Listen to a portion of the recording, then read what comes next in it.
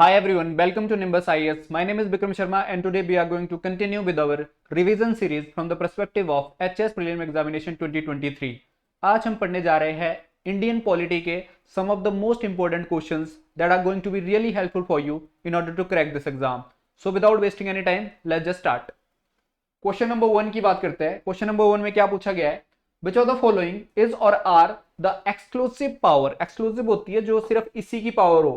Exclusive power of Lok Sabha पूछा है यहाँ पे. ठीक है, लोकसभा के रिगार्डिंग पूछा है. 3 स्टेटमेंट गिवन है और आपसे पूछा है कौन सी स्टेटमेंट करेक्ट है इन 3 में से. पहली स्टेटमेंट की अगर बात करते हैं तो to ratify the declaration of emergency. Emergency वैसे तो 3 टाइप की होती है. स्टेट इमरजेंसी होती है, नेशनल इमरजेंसी होती है, फाइनेंशियल इमरजेंसी होती है. यहाँ पे बात हो रही है नेशनल इमरजेंसी की. National emergency under 352 article. और इसको रेटिफाई करने के लिए क्या एक्सक्लूसिव पावर एंजॉय करता है लोकसभा? नो. राज्यसभा के पास भी पावर है, लोकसभा के पास भी पावर है.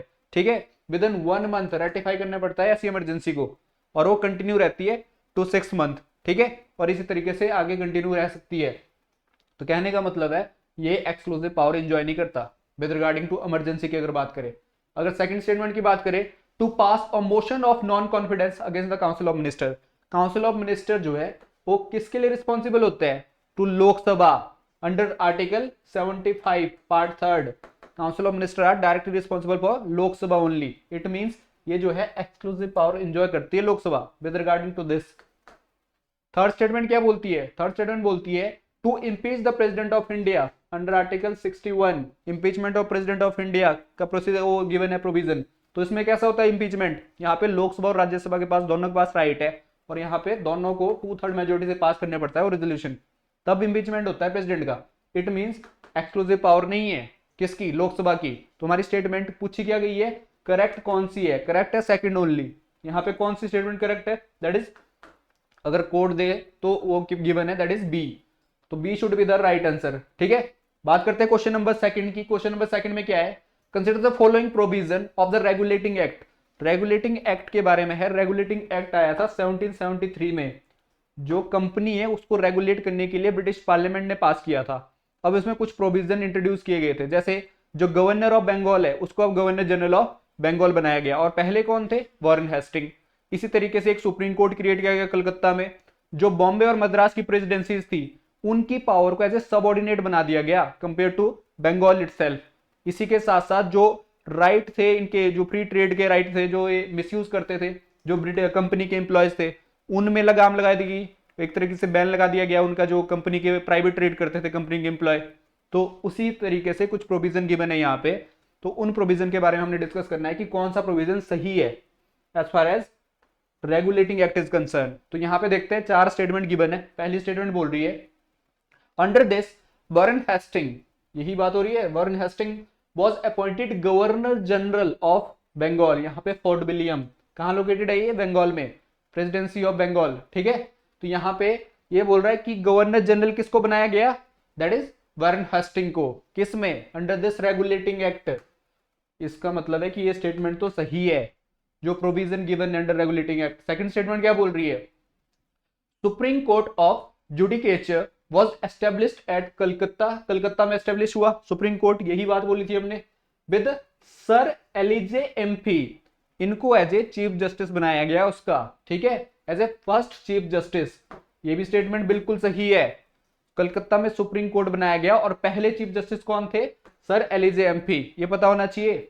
ठीक है, थर्ड स्टेटमेंट क्या बोल रही है इसके बारे में, रेगुलेटिंग एक्ट के बारे में? The act provide for the appointment of governor general along with the 4 councillor of the presidency of fort William. Fort William के लिए गवर्नर जनरल के साथ 4 मेंबर काउंसिल की बात हो रही है यहाँ पे.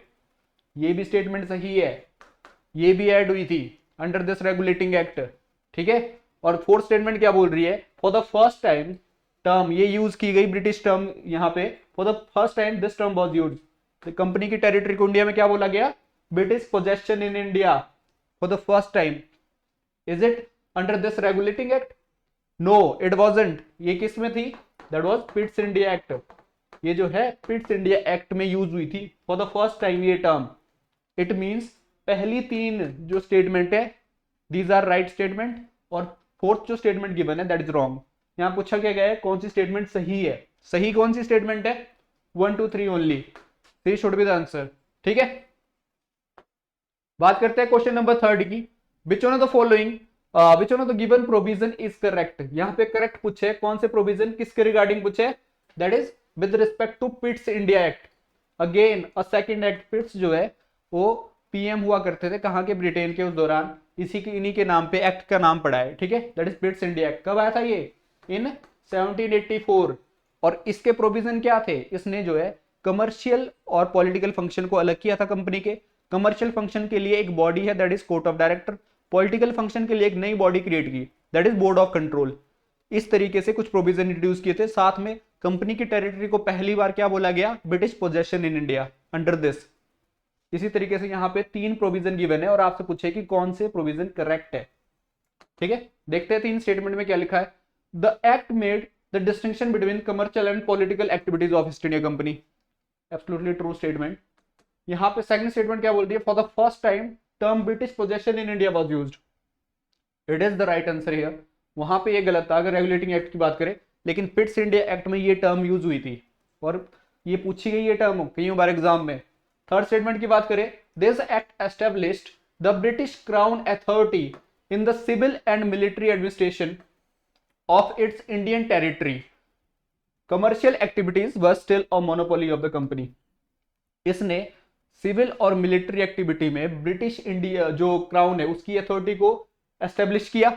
और जहां तक कमर्शियल एक्टिविटीज के लिए बात करें तो कोर्ट ऑफ डायरेक्टर एक बॉडी थी जो कि कंपनी की खुद की बॉडी थी, तो उसकी मोनोपोली को कंटिन्यू रखा उसमें कमर्शियल एक्टिविटीज में। लेकिन उसकी अगर मिलिट्री की बात करें, मिलिट्री एक्टिविटीज की बात करें, या फिर उसकी किसकी बात करें, सिविल एक्टिविटीज की बात करें, तो वहां पे किसका राज हो गया, अब ब्रिटिश क्राउन का। इट मींस ये स्टेटमेंट भी एब्सोल्युटली ट्रू है, ये बीसी में हुआ था। क्या आपको पता होना चाहिए पिट्स इंडिया एक्ट के रिगार्डिंग। और ये तीनों स्टेटमेंट सही है, तो हमारा आंसर क्या होना चाहिए, that is all of the above. D should be the answer. बात करते हैं क्वेश्चन नंबर 4 की। क्वेश्चन नंबर 4 में क्या पूछा गया है, consider the following statement with respect to provision of charter act of 1813। 1813 में चार्टर एक्ट आया था, उसके प्रोविजन के बारे में यहाँ पे स्टेटमेंट गिवन है। प्रोविजन कौन कौन से है उसके, जैसे पहली बार मिशनरीज को अलाउ किया था इंडिया में अपने धर्म को फैलाने के लिए, जो ब्रिटिशर्स का क्रिश्चियनिटी की बात करें। इसी तरीके से 1 lakh rupees for education permit किए थे इसी के अंडर। और कुछ और प्रोविजन थे जैसे मोनोपोली को खत्म करना इंडिया में, ट्रेड मोनोपोली एक्सेप्ट किस में रही थी, ट्रेड मोनोपोली उसके बाद ट्रेड विद चाइना, ओपियम या टी में। ठीक है, under this charter act of 1813 यहाँ पे 4 चार्टर एक्ट आए हैं, 1793, 1813, 1833 और 1853। ये जो है किस इंटरवल में, 20 ईयर इंटरवल के अराउंड ये एक्ट आए हैं, रिफॉर्म आए हैं from British parliament to the company. ठीक है, कंपनी में कौन कौन से रिफॉर्म आएंगे, इंडिया में जो कंपनी की टेरिटरी है उसमें क्या क्या चेंजेस आएंगे, उसके रिगार्डिंग ये रिफॉर्म है। ठीक है, बात करते हैं यहाँ पे 4 स्टेटमेंट की, पूछिए कौन सी स्टेटमेंट सही है। ठीक है, बात करते हैं पहली स्टेटमेंट की। अगर बात करें, the governor of the Bombay and Madras lost their legislative power. Bombay और मद्रास के जो गवर्नर है सबऑर्डिनेट किस एक्ट के अकॉर्डिंग हुए थे, अंडर रेगुलेटिंग एक्ट। लेकिन उन्होंने कंप्लीटली जो अपनी पावर लूज की, क्या वो इस एक्ट के अराउंड की लूज की, इस एक्ट की वजह से जो चार्टर एक्ट आया था 1813 उसमें बात करेंगे। दूसरी जो स्टेटमेंट है वो क्या बोल रही है, the company rule was extended to another 20 year. अगले 20 सालों के लिए कंपनी रूल को एक्सटेंड किया गया। यहां देखो ये जो है 20 ईयर का इंटरवल है, 20 year again 20 year from 13 to 33, again 20 year from 33 to 53। तो यहाँ पे 20 साल का इंटरवल है, अगेन 20 ईयर के लिए एक्सटेंड कर दिया गया कंपनी का rule. And their trade monopoly was ended, trade monopoly को खत्म किया गया। मोनोपोली होती है एक अधिकार, ठीक है, उसको खत्म किया गया एक्सेप्ट किसको छोड़ के, except for the trade in T, चाय में ट्रेड, ओपियम में trade and trade with China. इसकी बात बोल रहा है ये। थर्ड स्टेटमेंट क्या बोल रही है, the another important feature of this act was grant permission to the missionaries to come to India. जो मिशनरीज जो अपना धर्म फैलाते हैं, क्रिश्चियनिटी को फैलाते हैं, उनको परमिशन दी गई पहली बार। And engage in religious proselytization. Religious proselytization होता है जिसमें मतलब एक तरीके से किसी को इंडल्ज करना, मतलब अपना रिलीजन को चेंज करके किसी और का फेथ अडॉप्ट करना। इस तरीके से यहाँ पे रिलीजियस कन्वर्जन को अलाउ किया गया। ठीक है, मिशनरीज को इंडिया में अलाउ किया गया। और उनको परमिट किया गया कि वैसा कुछ कन्वर्जन कर सकते हैं। तो यहाँ पे ये बात हो रही है। फोर्थ स्टेटमेंट की अगर बात करें तो क्या होता है, the company was also to take up a greater role in education of Indians. तो वहां पे बात हो रही है under this and it was set up 1 lakh rupees for this purpose, grant किए गए एजुकेशन के पर्पज के लिए। तो यहाँ पे कौन सी स्टेटमेंट सही है with regarding to charter act? तो पहली जो स्टेटमेंट बोल रही है कि यहाँ पे बॉम्बे और मद्रास के जो लेजिस्लेटिव बॉडीज थी उन्होंने अपनी पावर लूज की, ये स्टेटमेंट गलत है। जो कंप्लीटली पावर लूज की थी that was under 1833। Charter act जो 1833 का आया था उसके अराउंड इन्होंने लूज की थी पावर। जो सेकंड स्टेटमेंट बोल रही है ये बिल्कुल सही स्टेटमेंट है कि इनकी जो ट्रेड मोनोपोली है उसको खत्म किया गया।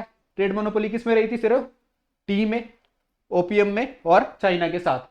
यहाँ पे थर्ड स्टेटमेंट जो बात कर रही है that is the important feature क्या था इसका, इसने मिशनरीज को अलाउ किया इंडिया में और रिलीजियस कन्वर्जन अलाउ किए। तो ये भी सही स्टेटमेंट है। फोर्थ स्टेटमेंट क्या बोल रही है कि एजुकेशन के पर्पज में फोकस रहा उनका और एजुकेशन के लिए 1 लाख रुपए ग्रांट किए, ये भी स्टेटमेंट सही है। इट मींस कौन कौन सी स्टेटमेंट सही है? Second, third and fourth, and the first statement is wrong. हमारा आंसर क्या होना चाहिए? बिकॉज यहाँ पे राइट पूछा है, करेक्ट पूछा है, तो आंसर होना चाहिए सी ओनली। ठीक है, बात करते हैं क्वेश्चन नंबर 5 की। Which of the following are the main feature of charter act 1833? अब 1833 जो है चार्टर एक्ट, उसके रिगार्डिंग आपसे क्वेश्चन पूछा गया है। ये जो है इंपॉर्टेंट चार्टर एक्ट है with regard to India, because यहाँ पे जो अगर बात करें जो पहले गवर्नर जनरल हुआ करते थे किसके? बंगाल के, अब उनको गवर्नर जनरल किसका बना दिया जाता है? इंडिया का। और पहले ऐसे गवर्नर जनरल कौन थे? Lord William Bentinck. First governor general of India lord William Bentinck इस एक्ट के अकॉर्डिंग बने थे। जो पहले रेगुलेशन आता था अब वो एक्ट में ट्रांसफॉर्म हो गया क्योंकि ब्रिटिश पार्लियामेंट के थ्रू पास होने लगा एक्ट। रेगुलेशन जो है अब एक्ट बनने लगा।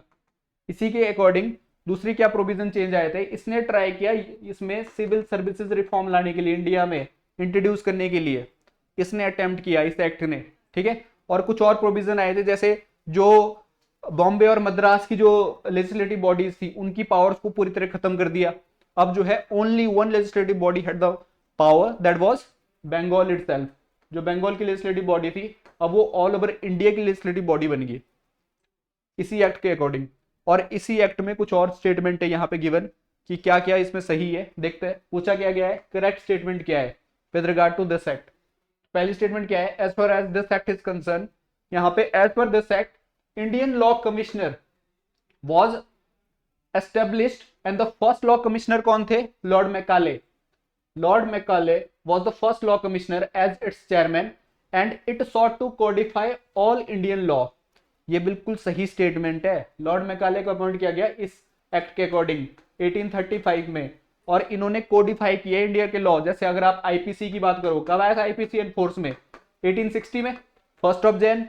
ये जो है किसने बनाया था? लॉर्ड मैकाले ने। लॉर्ड मैकाले जो है एजुकेशन के पॉइंट ऑफ व्यू से भी रिफॉर्म लाए थे। ठीक है, यहाँ पे अगर आप बात करो सिविल सर्विसेज रिफॉर्म में, उसमें भी लॉर्ड मैकाले का नाम आता है, जो यहाँ पे इंडियंस का पार्टिसिपेशन अलाउ किया गया।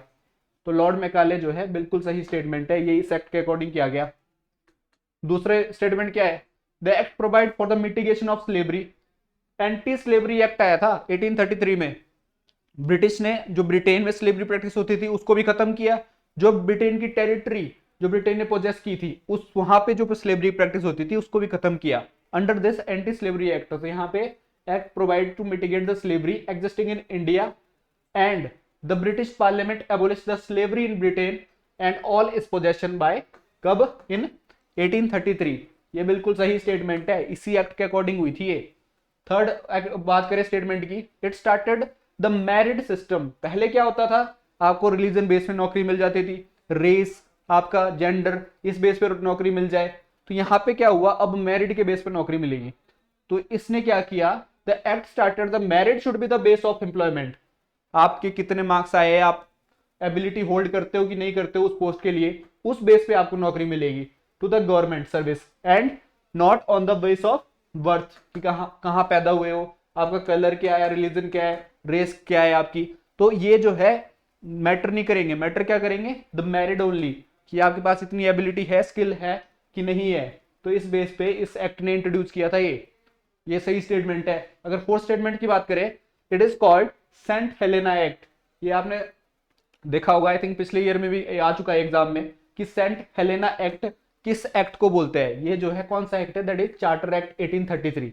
और इसको सेंट हेलेना एक्ट क्यों बोला जाता है, बिकॉज सेंट हेलेना एक आइलैंड है। कहां पे ये island located, that is Atlantic ocean के साउथ में, साउथ अटलांटिक ओशन के वेस्टर्न साइड में एक आइलैंड लोकेटेड है, जिसको ब्रिटिश ने, जो ब्रिटिश क्राउन है, उसने ऑक्युपाई कर लिया था from this east India company under this charter act 1833। इसलिए इसको बोला जाता है सेंट हेलेना एक्ट, क्योंकि इसका पोजेशन जो है टेक ओवर कर लिया था ब्रिटिश क्राउन ने। तो यहां पे अगर बात करें, all the statements are true, it means यहां पे हमारा करेक्ट आंसर क्या होगा, D only, all of the above is true. बात करते हैं क्वेश्चन नंबर 6 की। Consider the following provision with regard to charter act 1853। 1853 the last charter act है ये, 1853 का चार्टर एक्ट। यहां इसके बाद जो है कोई टाइम स्पेसिफाई नहीं किया ब्रिटिश पार्लियामेंट ने कि एक और चार्टर एक्ट आएगा 20 साल बाद, ऐसा कोई टाइम नहीं था। और इस चार्टर एक्ट ने जो सिविल सर्विसेज है इंडिया में वो इंट्रोड्यूस की थी, मैकाले कमेटी की रिपोर्ट को इंप्लीमेंट किया था। ठीक है, तो बात करते हैं इसमें क्या क्या चीजें हुई थी, उसके रिगार्डिंग यहाँ पे स्टेटमेंट गिवन है और पूछा है आपसे कौन सी स्टेटमेंट सही है, करेक्ट कौन सी है। पहली स्टेटमेंट की बात करते हैं, for the first time legislative and executive function of the governor general council was separated. Legislative function जो है, लॉ मेकिंग फंक्शन अलग किए गए, एग्जीक्यूटिव फंक्शन, उन लॉ को इंप्लीमेंट करने के फंक्शन को अलग किया गया। ये जो है एक तरीके का मॉडल जो है ब्रिटिश पार्लियामेंट का मॉडल को कॉपी करने की कोशिश की गई। बाद में इंडिया ने जो पार्लियामेंट्री फॉर्म ऑफ गवर्नमेंट है वो भी इसी की मॉडिफाइड फॉर्म है। तो यहाँ पे सबसे पहला इनिशिएटिव था ये, जहां पे लेजिस्लेटिव और एग्जीक्यूटिव फंक्शन को अलग किया गया। तो ये सही स्टेटमेंट है, इसी एक्ट ने किया था ये। सेकंड स्टेटमेंट की बात करते हैं, it extended the company rule for indefinite period. ये देखने वाली बात है, indefinite period, unlike the previous charter. जो पहले चार्टर आते थे वो बोलते थे कि 20 साल के लिए, फिर उसके बाद एक नया चार्टर आएगा। तो यहाँ पे ऐसा कोई स्पेसिफाई नहीं किया गया पीरियड कि कंपनी का रूल कब तक रहेगा, आने वाले टाइम में कभी भी खत्म हो सकता है, इसका मतलब है। Thus, it could be taken over by the British government at any time। इसका कोई टाइम ही स्पेसिफाई नहीं किया गया कि कंपनी का रूल 20 साल तक रहेगा, अगले 50 साल तक रहेगा, या कितना रहेगा। इट मींस ये भी सही स्टेटमेंट है, because this one is the last charter act. अगर चार्टर एक्ट की लिस्ट में देखो आप, तो यहाँ पे ये सही स्टेटमेंट है। थर्ड स्टेटमेंट की बात करते हैं, it gave birth to Indian civil services. यही बात कर रहा था मैं, जहां पे मैकाले कमेटी की रिपोर्ट को इंप्लीमेंट किया गया। तो इंडियन सिविल सर्विसेज को बर्थ जो है एक तरह से जन्म देना, ठीक है, अंडर दिस चार्टर एक्ट 1853। तो यहाँ पे कौन थे उस टाइम पे हमारे जो गवर्नर जनरल थे, दैट वाज डलहौजी। तो लॉर्ड डलहौजी के टाइम पे आया था। And open all the inclusion of मतलब इंडियंस के लिए जो है अलाउ किया गया इंडियंस को, जो कोविड-19 सिविल सर्विसेज होती थी उसमें पार्टिसिपेशन इंडियंस का यहाँ पे इस एक्ट ने अलाउ किया। ठीक है, it means this one is again a right statement. Fourth statement की बात करते हैं, the court of director and the board of control were scrap. एक तरीके से खत्म की गई ये बॉडी। अब ये बॉडी जो है क्रिएट किस एक्ट ने की थी, that was Pitt's India act. पिट्स India act 1784 ने क्रिएट की थी। एक कमर्शियल फंक्शन देखने के लिए, एक पॉलिटिकल फंक्शन। ये देखती है कौन से, कमर्शियल फंक्शन, ये है पॉलिटिकल फंक्शन। तो ये जो है इसको खत्म किया गया, लेकिन क्या वो इस एक्ट के अकॉर्डिंग किया गया, नहीं, वो किया गया अंडर 1858, जो कि गुड गवर्नेंस एक्ट बोलते हैं, गवर्नमेंट ऑफ इंडिया एक्ट 1858। इसने स्क्रैप किया इस कॉन्सेप्ट को, लेकिन इसने नहीं किया एक्ट ऑफ 1853।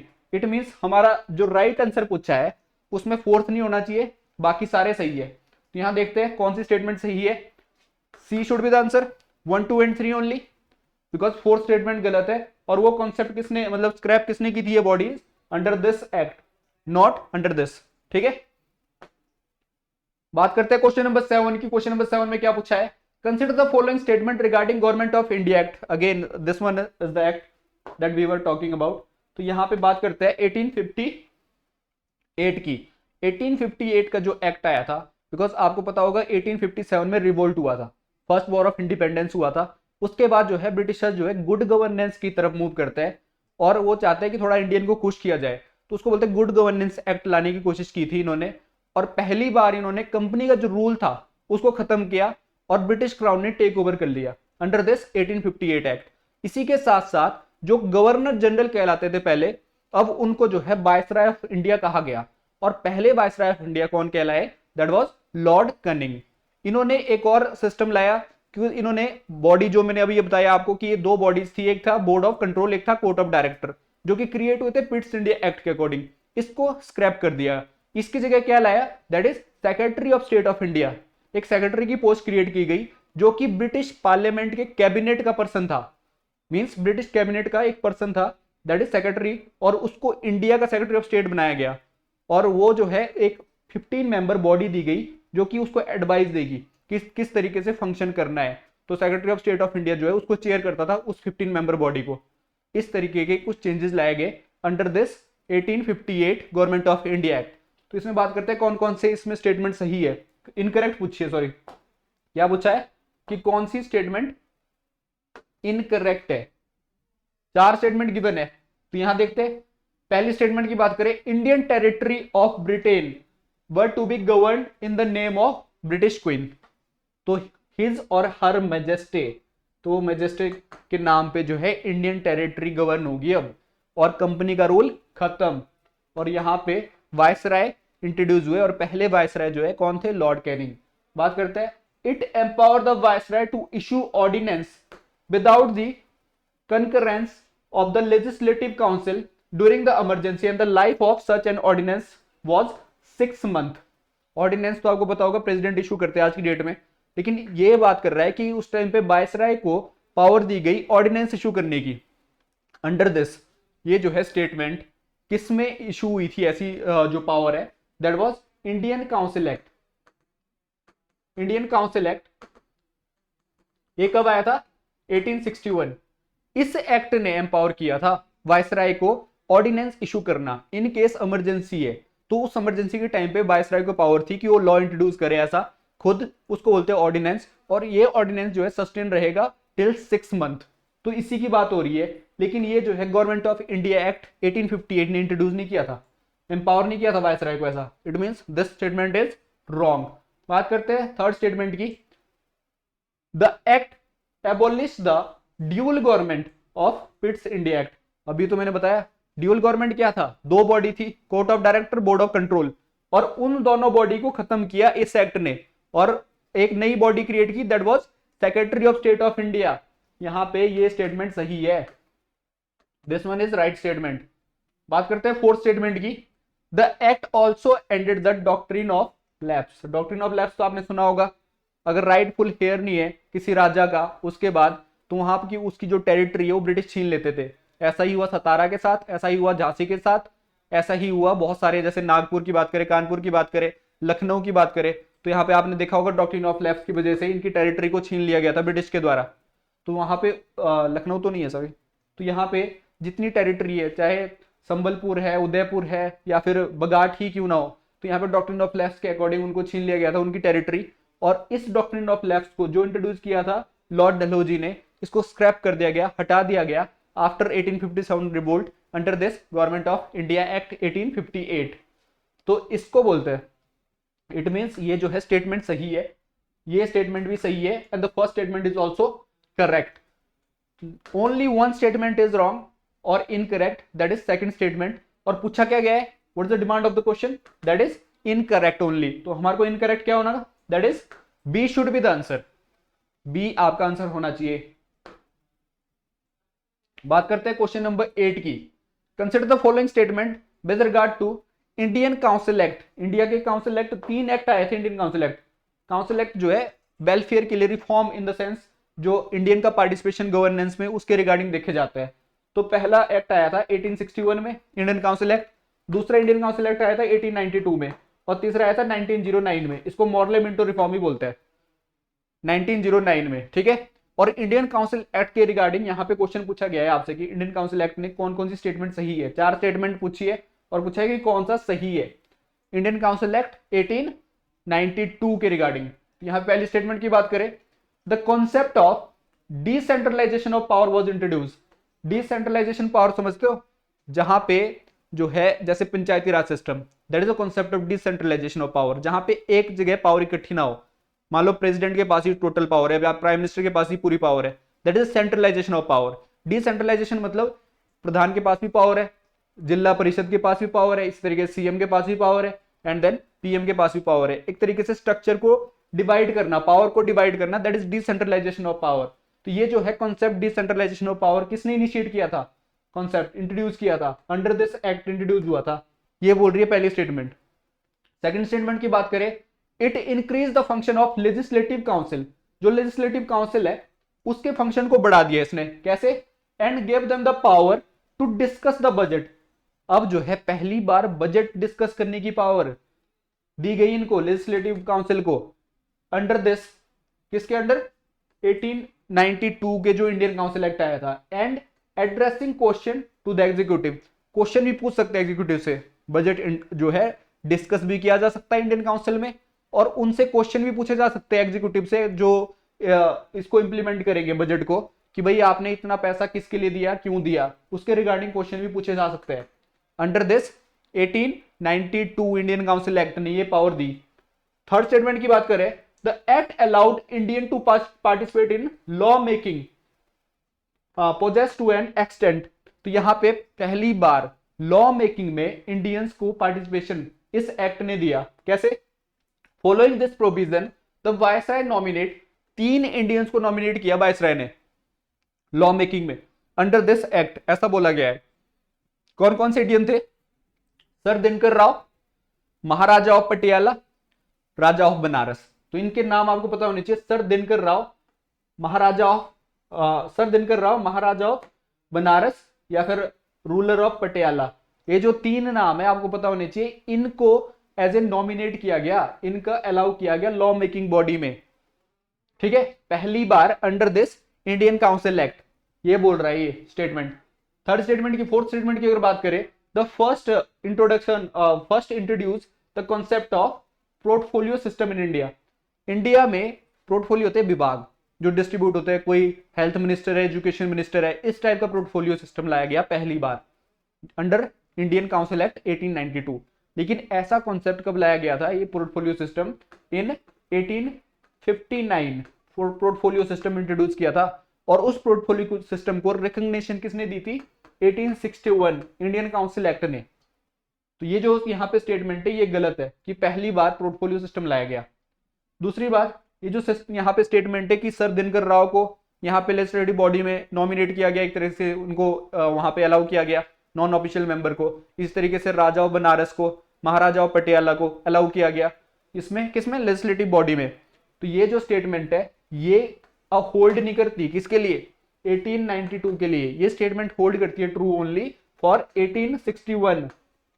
इट मींस ये भी हमारा आंसर नहीं होना चाहिए as far as correct answer is concerned, ठीक है। तो यहाँ पे ये स्टेटमेंट भी गलत है। सेकंड स्टेटमेंट की अगर बात करें तो पहली बार ऐसा कहा गया कि इनको बजट डिस्कस कर सकती है लेजिस्लेटिव काउंसिल, और उसके साथ वो क्वेश्चन भी पूछ सकती है, किसके रिगार्डिंग, बजट के regarding, from the executive, executive से क्वेश्चन भी पूछे जा सकते हैं। इट मींस ये स्टेटमेंट सही है जहां तक इंडियन काउंसिल एक्ट की बात करें 1892। और यहाँ पे जो फर्स्ट स्टेटमेंट गिवन है, फर्स्ट स्टेटमेंट में क्या बोला गया है, the concept of decentralisation of power was introduce. Decentralisation of power होता है कि ब्रिटिश के पास ही सारी पावर थी, और अब जो है इंडियंस का पार्टिसिपेशन भी अलाउ किया गया इसमें, ठीक है, लॉ मेकिंग में। तो इसका मतलब है ये जो कॉन्सेप्ट इंट्रोड्यूस हुआ था, ये इंट्रोड्यूस हुआ था under 1861 Indian council act, not under 1892। तो ये स्टेटमेंट भी गलत है। तो only one statement is true, that is second statement. यहाँ पे ट्रू पूछा है तो सी शुड बी द आंसर। आपको पता होना चाहिए कौन कौन से कॉन्सेप्ट कब इंट्रोड्यूस किए थे। अगर आप बात करें इंडियन काउंसिल एक्ट की, तो इंडियन काउंसिल एक्ट 1861 ने क्या इंट्रोड्यूस किया था, सबसे पहला यहाँ पे इंडियंस का लॉ मेकिंग में पार्टिसिपेशन।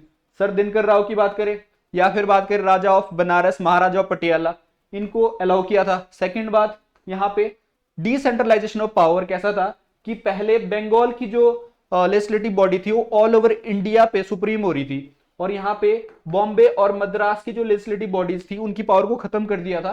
किसने, 1833 एक्ट ने। 1833 एक्ट के अकॉर्डिंग उनकी पावर खत्म कर दी थी, लेकिन इस एक्ट ने, इंडियन काउंसिल एक्ट ने रिस्टोर कर दी इनकी पावर वापस। जो लॉ मेकिंग बॉडी थी इनकी पावर को रिस्टोर कर दिया गया। इसी के साथ साथ यहाँ पे जो इंडियन काउंसिल लेजिस्लेटिव काउंसिल है वो और जगह भी मतलब बनाई गई। लेजिस्लेटिव काउंसिल बंगाल के लिए सेपरेट बनाई गई, बंगाल के लिए separate legislative council under this act, in 1862। इस तरीके से नॉर्थ वेस्ट फ्रंटल प्रोविंस के लिए लेजिस्लेटिव काउंसिल बनी 1886 में। इसी तरीके से पंजाब के लिए लेजिस्लेटिव काउंसिल बनी अंडर दिस एक्ट इन 1897। इस एक्ट ने इंट्रोड्यूस किया, इस एक्ट ने पोर्टफोलियो सिस्टम इंट्रोड्यूस किया, जो विभाग डिस्ट्रीब्यूट होते हैं वो इसी एक्ट के अकॉर्डिंग थे। इसी एक्ट के अकॉर्डिंग ऑर्डिनेंस सिस्टम की ऑर्डिनेंस इशू करेगा कौन, governor general of India. Ordinance issue करेगा वायसराय ऑफ इंडिया, जो कि अब वायसराय कहलाएगा। It means viceroy of India को पावर दी गई ऑर्डिनेंस इशू करने की इन केस ऑफ इमरजेंसी, और वो ऑर्डिनेंस सस्टेन करेगा फॉर 6 मंथ। किसने इंट्रोड्यूस किया, अंडर दिस एक्ट।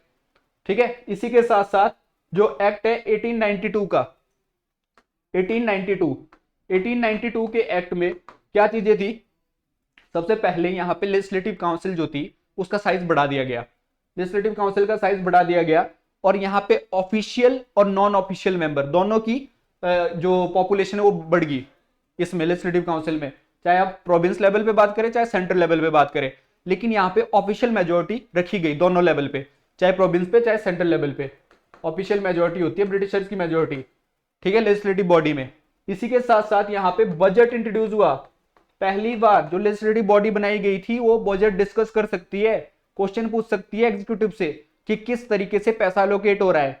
इसी टाइप से पहली बार under this Indian council act indirect election को इंट्रोड्यूस किया गया। इनडायरेक्ट इलेक्शन इन इंडिया किसके अकॉर्डिंग आए थे, 1892 के इंडियन काउंसिल एक्ट के अकॉर्डिंग। और यहाँ पे बोला गया जो सेंट्रल लेजिस्लेटिव काउंसिल है उसके लिए मेंबर इलेक्ट होंगे। कौन इलेक्ट करेगा, कौन रिकमेंड करेगा उसके लिए member, that will be province legislative council. जो प्रोविंस लेवल पे बनी हुई लेजिस्लेटिव काउंसिल है वो रिकमेंड करेंगे, along with Bengal chamber of commerce. Bengal का चैम्बर ऑफ कॉमर्स जो बना हुआ है वो इलेक्ट करेगा, रिकमेंड करेगा। और प्रोविंस लेवल पे जो काउंसिल बनी है, चाहे आप बंगाल की बात करें, मद्रास की बात करें, बॉम्बे की बात करें, जो ये प्रोविंस लेवल पे काउंसिल बनी है ये रिकमेंड करेगी किसके लिए, फॉर सेंट्रल लेजिस्लेटिव काउंसिल। जो मेंबर्स इलेक्ट होने थे इनडायरेक्टली, इनडायरेक्ट इलेक्शन इंट्रोड्यूस किया था। इसी के साथ साथ अगर स्टेट लेवल पे बात करें, प्रोविंस लेवल पे बात करें, इसको प्रोविंस बोलते थे, तो प्रोविंशियल लेवल पे जो है इलेक्शन कैसे हुआ इनडायरेक्टली, इसमें यहां से रिकमेंड करेंगे कौन, जैसे जमींदार अगर बात करें, इसी टाइप से यूनिवर्सिटीज वो नॉमिनेट एक तरीके से रिकमेंड करेगी कि भाई ये जाना चाहिए वहां पे प्रोविंस लेवल पे लेजिस्लेटिव काउंसिल में। ठीक है, इसी तरीके से इलेक्शन होगा इनडायरेक्ट इलेक्शन। किसने इंट्रोड्यूस किया था, 1892 ने। और इस तरीके से 1909 इंडियन काउंसिल एक्ट आया था। ये तो इसको बोलते हैं मॉरले मिंटो रिफॉर्म, जहां पे सबसे पहले कम्युनल इलेक्टोरल इंट्रोड्यूस हुआ था और मुस्लिम को सेपरेट इलेक्टोरल दिया गया था, जहां पे मुस्लिम अगर रिप्रेजेंटेटिव है तो उसको वोट कौन देगा, ओनली मुस्लिम। और मिंटो को तो फादर ऑफ कम्युनल इलेक्टोरल कहा जाता है इंडिया में। Morley Minto reform, Morley was the secretary of state of India under this act. इसी के अकॉर्डिंग जो एग्जीक्यूटिव बॉडी थी उसमें इंडियंस का पार्टिसिपेशन पहली बार कब हुआ, under this act, Indian council act.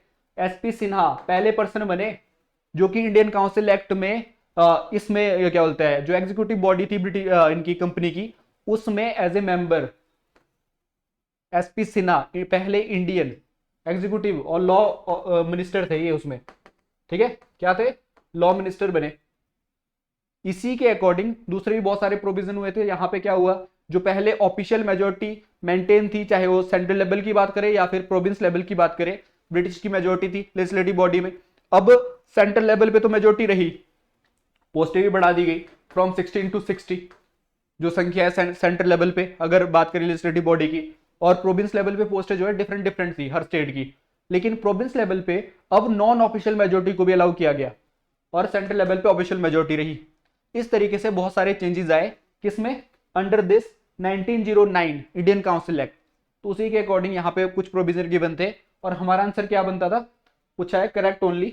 तो यहाँ पे पहली स्टेटमेंट जो है वो रॉन्ग है, सेकंड स्टेटमेंट सही है, थर्ड स्टेटमेंट भी गलत है एंड फोर्थ स्टेटमेंट भी गलत है। तो हमारा आंसर क्या होगा, that is C only. 2 should be the only statement that is true with regard to 1892 Indian council act. बात करते हैं क्वेश्चन नंबर 9 की। या question number 9, Indian council act 1892 के रिगार्डिंग यहाँ पे अगेन इंडियन काउंसिल एक्ट की बात हो रही है। 1892 is a significant milestone in Indian constitution and political history. Because क्यों है ये सिग्निफिकेंट माइलस्टोन, कोई अचीवमेंट इन द सेंस, अगर इंडियन पॉलिटिकल हिस्ट्री की बात करें यहाँ पे 3 स्टेटमेंट गिवन है और पूछा है कौन सी स्टेटमेंट सही है। अभी मैंने इंडियन काउंसिल एक्ट डिस्कस किया आपसे, उसी के रिगार्डिंग क्वेश्चन है ये। बात करते हैं पहली स्टेटमेंट की, पूछा क्या गया है, करेक्ट क्या है। पहली स्टेटमेंट में क्या गिवन है, the member could now debate the budget, budget discuss कर सकते हैं, डिबेट कर सकते थे, without, you must understand here कि without having ability to vote, वो वोट नहीं कर सकते थे, ओनली डिस्कस कर सकते थे किसको, बजट को, without having ability to vote on it, and barred from, उनको क्या रखा गया, दूर रखा गया from asking follow up question, supplementary question नहीं पूछ सकते बजट पे, किससे, एग्जीक्यूटिव से, under this Indian council act 1892। ये सही स्टेटमेंट है अगर इंडियन काउंसिल एक्ट की बात करें। सेकंड स्टेटमेंट क्या है, the first step toward the representation और representative government in modern India, absolutely true. Indirect election introduce किए थे किसने, Indian council act 1892। Third statement की बात करें, viceroy nominate some Indians as a non official member, some Indians को as a non official member nominate किया गया viceroy के द्वारा टू एक्सटेंडेड काउंसिल, और वो नॉन ऑफिशियल मेंबर कौन थे, Raja of Banaras, Maharaja of Patiala, sir Dinkar Rao. ये जो है अभी अपने स्टेटमेंट पढ़ी थी, ये किसमें थी statement, Indian council act 1861, not in case of 1892। इसका मतलब है ये तो गलत है, and the first two statement are true. अगर यहां पे क्वेश्चन का आंसर की बात करें, that should be A only, ये शुड बी द आंसर। बात करते हैं क्वेश्चन नंबर 10 की, the last question, consider the following statement with regard to Montagu transport reform. ये जो है गवर्नमेंट ऑफ इंडिया एक्ट आया था 1919 में, उसके रिगार्डिंग क्वेश्चन है। गवर्नमेंट ऑफ इंडिया एक्ट 1919 बहुत ही इंपॉर्टेंट है अगर आपके एग्जाम के पॉइंट ऑफ व्यू से बात करें। इसमें क्या क्या चीजें लाई थी, इसमें सबसे पहले क्या हुआ था, सब्जेक्ट को डिवाइड किया गया था, 2 लिस्टें बनाई थी, एक होती union list and the second one is province list. और प्रोविंस लिस्ट को दोबारा डिवाइड किया गया किस बेस पे, एक है ट्रांजिशन लिस्ट, एक है रिजर्व लिस्ट, और एक सब्जेक्ट पे जो है जो गवर्नर है, जो गवर्नर जनरल इंडिया है या फिर वाइसराय ऑफ इंडिया है, वो लॉ बना सकता है with consultation with executive council and without being responsible to legislative council, उसको बोलते हैं रिजर्व सब्जेक्ट। और ऐसे ही ट्रांसफर सब्जेक्ट होते थे, ट्रांसफर सब्जेक्ट पे लॉ बनाता है कौन, गवर्नर या फिर viceroy of India with consultation with executive body and without or he must be responsible in case of as far as transfer subject is concerned। Transfer subject में जो viceroy of India थे वो responsible थे किसके लिए, executive legislative body के लिए, वो रिस्पॉन्सिबल थे लेजिस्लेटिव बॉडी के लिए in case of transfer subject, लेकिन in case of reserve subject he was not responsible for legislative body. तो इसका मतलब है यहाँ पे ये चेंज लाया गया under this 1919 government of India act. इसी के साथ साथ इसमें सबसे पहले बाइकैमरलिज्म लाया गया। बाइकैमरलिज्म क्या होता है, एक है अपर हाउस, एक है लोअर हाउस, जैसे आज की डेट में राज्यसभा लोकसभा है, इसी टाइप के बाइकैमरलिज्म इंट्रोड्यूस किया गया अंडर दिस 1919। और सबसे पहले डायरेक्ट इलेक्शन की बात भी यही हुई है, डायरेक्ट इलेक्शन इस केस में बोला गया है।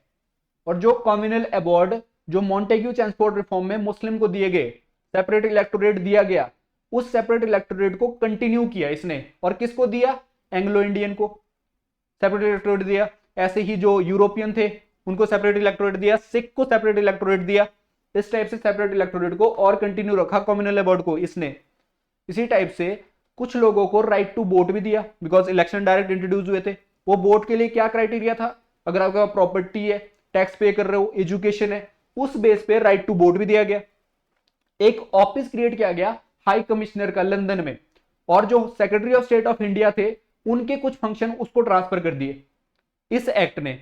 इसी एक्ट ने जो है एक सेंट्रल लेवल पे एग्जाम जो सेंट्रल सिविल सर्विसेज है उसके लिए इंट्रोड्यूस की एक बॉडी, सेंट्रल सिविल सर्विस को कंडक्ट कराने के लिए एक बॉडी बनाई, ठीक है, जैसे आज की डेट में यूपीएससी, ठीक है, सेंट्रल सिविल सर्विसेज के लिए एक बॉडी, और ये एनफोर्स हुई थी 1926 में, एक तरीके से ये बॉडी बनी थी अंडर दिस एक्ट, ठीक है। और इसी एक्ट ने ये बोला गया कि एक स्टैट्यूटरी कमीशन बनाया जाएगा जो ये देखेगा कि क्या ये एक्ट अच्छे से इंप्लीमेंट हो रहा है कि नहीं हो रहा है। फ्यूचर में 10 साल बाद ऐसा एक स्टैट्यूटरी कमीशन बनाया जाएगा, ठीक है।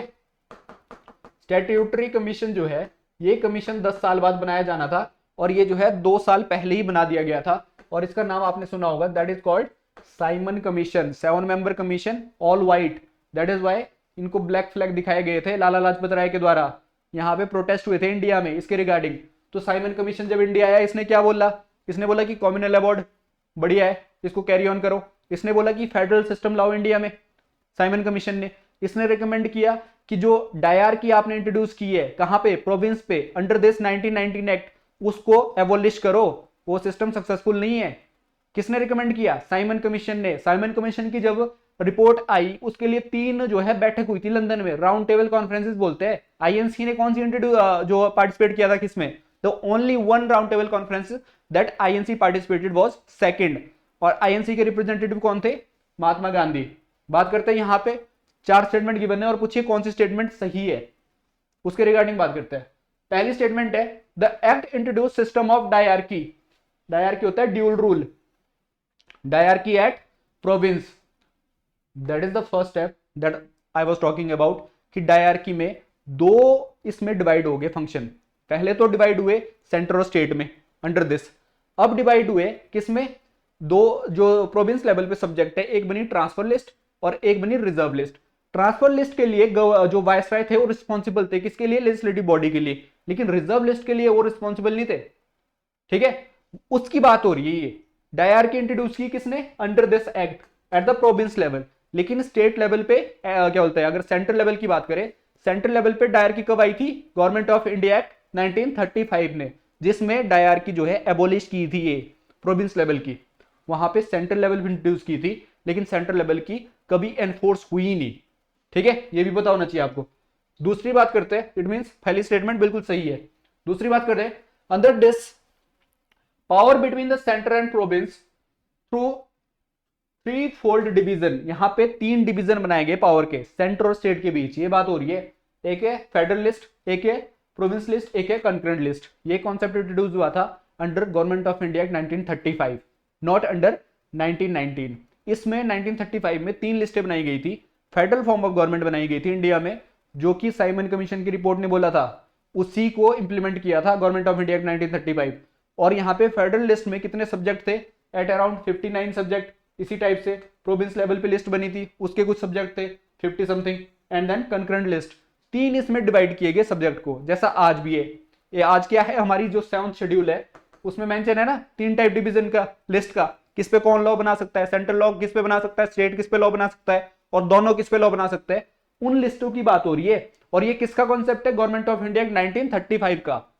It means this one is wrong statement with respect to 1919। बात करते हैं थर्ड स्टेटमेंट की, और फेडरल कोर्ट, एक कोर्ट की बात हो रही है फेडरल लेवल पे, was established at Delhi. Delhi में एक कोर्ट बनाया जाएगा for the resolution of dispute. Dispute कौन से, अगर कोई प्रोविंस लेवल पे आपस में डिस्प्यूट है प्रोविंस के, अगर प्रोविंस या सेंटर के डिस्प्यूट है, उसको रिजोल्व करने के लिए एक फेडरल कोर्ट बनाया जाएगा। Is it mention under 1919? No it isn't. किस में मेंशन है ये मेंशन है अंडर 1935 में, जो 1935 का गवर्नमेंट ऑफ इंडिया एक्ट है। It means this one is again a wrong statement with respect to 1919 की अगर बात करें तो। And the fourth statement is it introduce separate electorate. Separate electorate introduce किया था। देखो, जब राउंड टेबल कॉन्फ्रेंसेस हुई, गांधी जी वापस इंडिया आए, कॉम्युनल अवार्ड घोषित हुए थे। कॉम्युनल अवार्ड ने सेपरेट इलेक्टोरेट की बात की कि प्रमोट करो इसको, किस रिस्पेक्ट में, वुमेन को सेपरेट इलेक्टोरेट, लेबर क्लास को सेपरेट इलेक्टोरेट, डिप्रेस्ड क्लास को सेपरेट इलेक्टोरेट। जब डिप्रेस्ड क्लास को सेपरेट इलेक्टोरेट अनाउंस हुए तो गांधी जी जो है अनशन पे बैठ गए, एक तरह से भूख हड़ताल पे। तो उसके लिए उनको पूना पैक्ट हुआ था, किसके साथ, बी.आर. अम्बेडकर के साथ, जहां पे इस सेपरेट इलेक्टोरेट को डिक्लाइन किया था बी.आर. अम्बेडकर ने उस पूना पैक्ट के अकॉर्डिंग। लेकिन ब्रिटिशर्स ने इंट्रोड्यूस किया था इसको, सेपरेट इलेक्टोरेट को कंटिन्यू किया था और बीकर सेक्शन को दिया था under this government of India act 1935, not under government of India act 1919। लेकिन क्वेश्चन क्या पूछा जा रहा है ये देखते हैं। यहाँ पे it introduce separate electorate for Muslim. Muslim के लिए किसने इंट्रोड्यूस किया था, that is Morley Minto reform. ठीक है, सबसे पहले सेपरेट इलेक्टोरेट जहां पे सिर्फ वही कम्युनिटी वोट दे सकती है उसको, that was introduce for Muslims at the first time in 1919 under Morley Minto reform, not under Montagu Chelmsford reform. ठीक है, एंड ये जो है स्टेटमेंट गलत हो जाती है। यहाँ पे जो लिखा है that is embarking for Muslim and only Muslim could be the representative in that case, ये जो है गलत स्टेटमेंट है with respect to 1919। It means the only statement which is true as far as 1919 is concerned, जहां तक Montagu for reform की बात करते हैं, that is the first statement and the rest of the statement are wrong. तो हमारा answer क्या होना चाहिए? अगर यहां पे पूछा गया है करेक्ट, करेक्ट पूछा गया है, demand of the question is correct, so our answer should be B only, B should be the answer, that is the only right answer given here. तो आपको पता होना चाहिए कौन सा सही है। Thank you for today.